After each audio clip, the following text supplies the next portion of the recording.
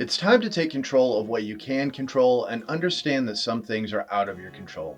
Hey guys, it's Eric Powers from Sky Blue Wealth back with you this month to recap the economy, markets, and portfolio conditions following the month of June. To be fair, there are a number of aspects of everyone's financial world that they just can't control. So think for a minute government and Congress.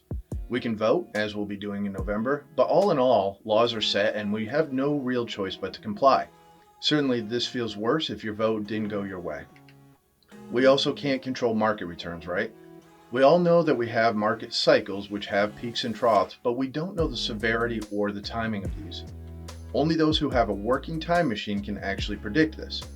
So oftentimes what we see is that the cycles overshoot reality and eventually come back to the trend line. But we spend more time at the top, or on the way up to the top or down from it, or at the bottom, and again, to or from it, than we actually do in the average middle. That said, the market today is technically in a bear market, and we hope that we're seeing activity that lines up with a bottoming trend.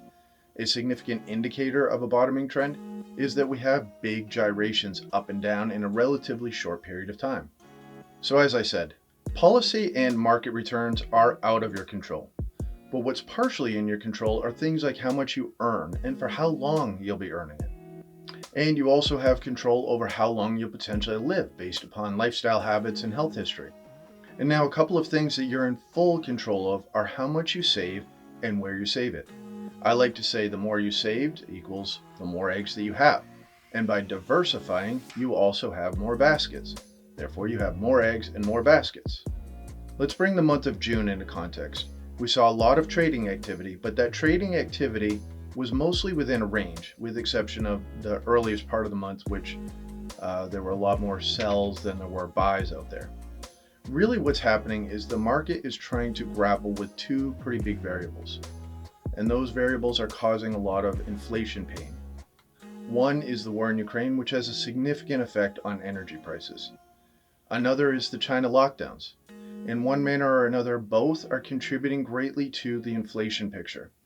Remember, inflation is simply a supply and demand thing. We in the US and around the world haven't really reduced our demand for goods or services. However, our supply is hindered in terms of goods or services dependent upon goods. Think airline fuel or airlines canceling flights due to a lack of staff. So perhaps the good news in all of this is that we're either currently in an economic late cycle or approaching it, which means we're that much closer to a recovery, right? No doubt there could certainly be more pain in portfolios. Historically speaking, the month of June is one of the weakest months for stock returns. And now as we take a closer look at this month of June 2022, we look at where the money has gone. More has been allocated towards stocks than bonds. And when we look at the broader stock market, more has been allocated towards large companies and less has gone towards real estate, financials, or international stocks.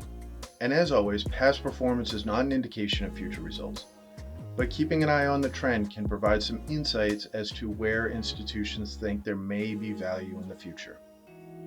So there you have it, another monthly recap that although you can't control all things, you can control how your investments are allocated and future commitments to the plans and buy the dips. Don't forget to hit that subscribe button and get notifications of our future monthly updates.